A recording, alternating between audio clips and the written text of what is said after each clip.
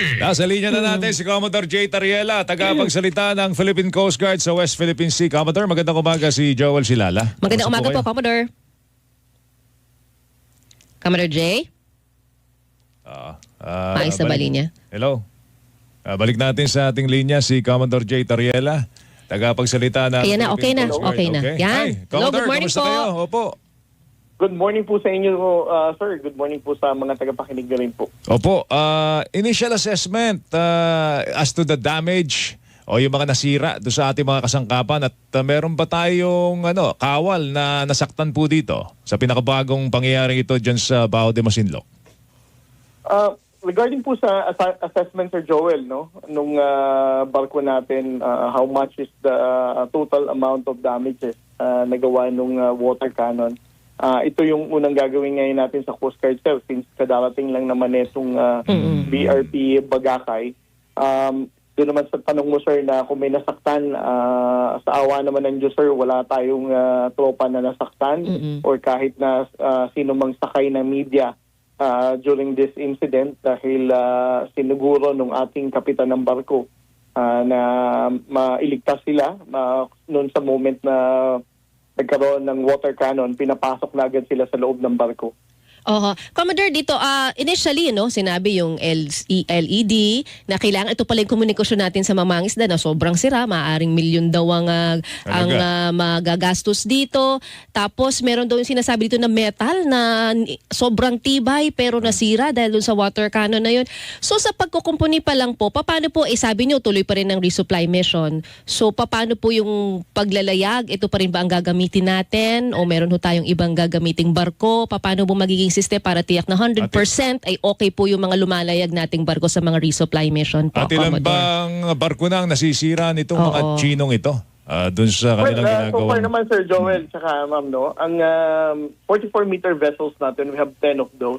Ito pa lang din naman ang barko na nasira talaga ng Chinese Coast Guard through their water cannon. And i-clarify ko lang, ma'am, ang tawag natin sa mission natin sa Bao de Masinloc para hindi tayo malito ng resupply. It's humanitarian. A humanitarian Yeah, I mission. heard. Okay, so salamat po sa the pagkorek. resupply is in Ayungin or any other maritime feature sa West Philippines. Okay. Humanitarian mission po yung ating isignagawa. Na-monitor ko po inyong press con kahapon po kasi, Commodore. Una po, ang sinabi nyo sa page 1. Ang estratehiya natin sa page 1, ipaalam sa ating mga kababayan sa Pilipinas ang ginagawa tayo. Kaya nagbe-video na kayo, hindi ba? Noong una, hindi pa namin nalaman. Ngayon alam na mulat na ang ating mga kababayan. Ang page 2 ay maging mulat din ng international community at hopefully magkaroon tayo ng kumbaga mga nakikiisa sa atin at nakakaintindi sa ating sitwasyon. At pagbigay ng international support. Yung pressure maipahatid sa China na mali yung kanilang ginagawa. At nakukuha naman po natin, 'di ba? Yung ating goal na 'yon. Curious lang po ako, Commodore, what is page 3? Well, the page 3 is eventually, sana ang China would eventually realize that there's so much pressure, there's so much sanction na iginawa na sa kanila coming from the page 2 that started from the page 1 of transparency na makukumpel sila to be able to respect the international law and eventually adhere to the United Nations Convention of the Law of the Sea. Hindi naman natin kinakailangang maging magulo ang page 3, no? Again, on the part of the Philippine government in support of the international community and the G7 countries, nobody really wants to have a much more, mas malaking problema na kinetic conflict for the page 3. There are diplomatic channels and there are ways for us to negotiate peacefully para ma-settle na natin itong issue ng West Philippines. So if you're going to ask me, ma'am, what's the page 3? That is the peaceful settlement of the Philippines with the People's Republic of China. So yun ang inaasahan natin, mapunta tayo sa page 3 dahil yun ang peace. Pero speaking of peace, medyo nasa gray zone nga ho tayo dahil sa paggamit nila ng water cannon na yan. Pero ang tanong ko, kasi yung water cannon na ginagamit nila noong una, yung trajectory, parang hindi naman nakakasakit. Ito sa inyo na mismo nagsabi, kayo na mismo nagsabi na napakalakas, jet stream, nakakapatay, it's fatal. So nasa gray zone pa rin ba yun? Hindi ba parang, kung nakakamatay na, Tsaka hindi ba parang armas na rin talaga yun? Parang baril na rin. Kailan ba tayo mag-employ din ng gray zone tactic? Pwede ba yun, Commodore? Imbang Sir Joel, gumanti rin tayo ng tubig. Yes.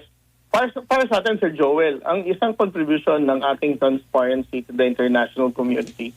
Kasi before, we have been calling this, whenever maritime security scholars are describing this kind of action of China as gray zone, maritime gray zone, maritime gray tactic. Pero ang transparency, all out, tinawagan na natin to, this is not a gray zone tactic. This is an outright illegal violation of the international law. So for us, this is an illegal action. Hindi ito gray zone tactic na. Because of the transparency strategy that we are exposing their aggressive action. Ang tawag na natin sa kanila, they are law offenders. Sila ang nagbabiolate ng international law.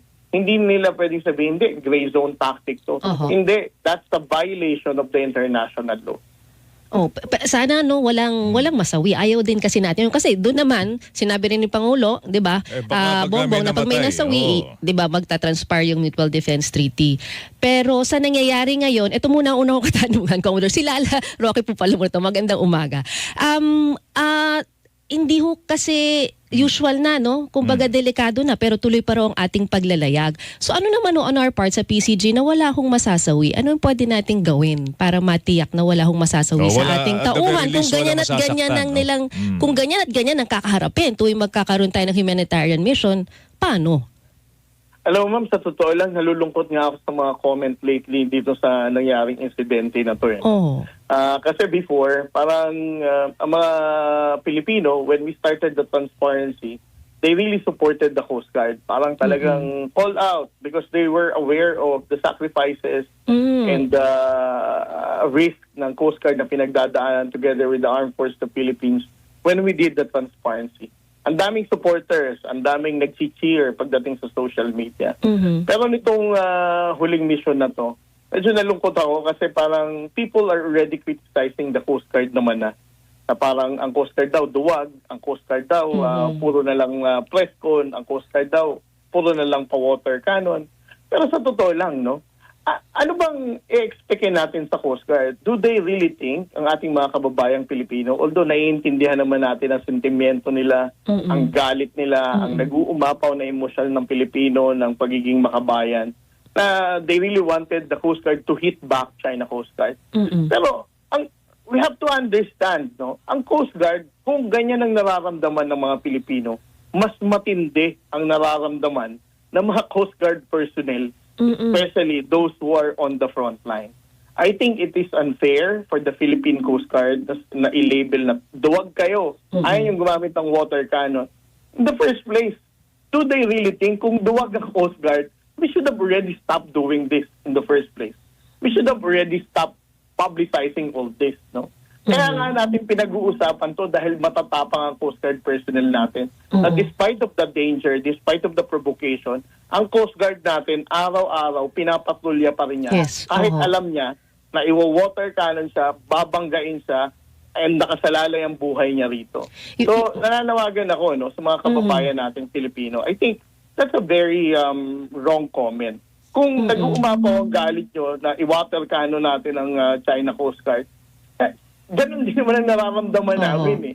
We also wanted to do that. Pero ang issue dyan, what is the guidance of what we need to realize is we need to de-escalate the tension and we should not be the one to be the reason na sasabihin ng China, kita mo na naman, no?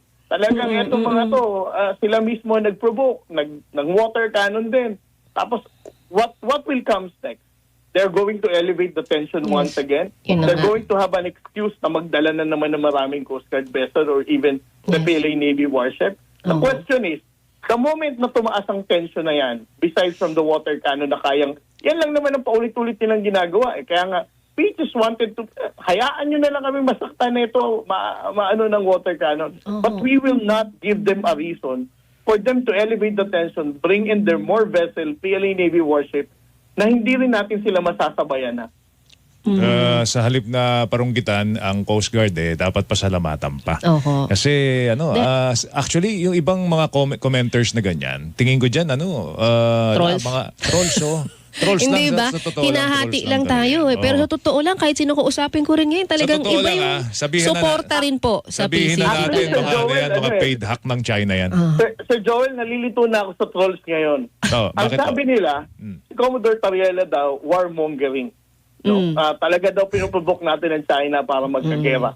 Ngayon naman, ang sinasabi na naman ng mga trolls, Duwag. bakit daw hindi gamitan ng water cannon? Mga duwag Oo. daw Kahit kayo. sila nalilito na eh. Di ba? Sabihin namin, we are de-escalating the tension. Ang sasabihin nila, hindi, mga duwag kayo. Kaya akala ko ba kami naghahanap ng gera? Di ba? Huwag na pansinin yan. Oh, huwag na Commodore, napansinin. oo. Basta ano, syempre ang Coast Guard sumusunod lang naman sa utos ng nakatataas yan. Oo, So, oo. At syempre hangad kung- natin yung kaligtasan nila, naman. Diba? Kung yung utos ng nakatataas, sige, bombayin nyo rin ng tubig. Kailangan namang hindi sumunod ang Coast Guard. yan. Oo. Commodore, no. panghuli na lang sa akin ha. Pasensya na kasi po, eto nga ayaw natin na nangyayari to lagi, 'di ba, sa ating PCG, pero kailangan nilang gawin. Meron din no, alam ko yung parang aerial resupply exercise sa ginawang AFP at ito rin po yung tinitingnan na maaaring gamitin na, 'di ba, para hindi ho laging 'di ba Nabobomba ng tubig. nasa balag ng alanganin, 'di ba, ang ating mga PCG. So makikita na ba natin to soon, Commodore? Well, again, if we're going to talk about the resupply operation in Ayungin Shoal, ma'am, no? Ang Ayungin Shoal is a military operation. So I won't comment on that. Okay. Kung pipiliin ng Armed Forces of the Philippines na mag-airdrop na lang as a means of resupply, then the Philippine Coast Guard has to support that, no? But the stand of our commandant, Admiral Ronnie Hilgavan, is very clear. Whatever the intention of the Armed Forces of the Philippines or the Department of National Defense in carrying out the resupply operation, the Philippine Coast Guard will always be ready to support whatever action they would require us to assist them. Oh, okay. Ang nakikita lang natin dito, base po sa mga impormasyong nakuha namin sa inyo, Commodore, we will see more of the same, no? Kumbaga, itong nangyayari yan, sige, pabomba pa tayo ng tubig, pero tuloy-tuloy lang tayo sa pagbibigay ng ating pagpapatupad ng ating mission diyan sa area ng yan ng West Philippine Sea. Commodore, mag-ingat po kayo. Salamat Ingat po kayo. sa oras. Salamat po. Thank you. Maraming salamat po. Si Commodore J. Tariela, tagapagsalita ng Philippine Coast Guard on the West Philippine Sea.